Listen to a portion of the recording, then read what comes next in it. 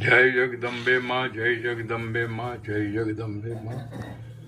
આ કમળનું ફૂલ વર્ષમાં એકવાર જ આવે છે અને એના દર્શન કરવા ભાગ્યશાળીઓનું કામ છે. તો તમારા ભાગ્યમાં દર્શન હોય તો જરૂરથી કરશો અને તમે એનો રિપ્લાય બી આપશો. આ ફૂલ વર્ષમાં એક જ વાર ખીલે છે અને માતાજીને ચડે છે.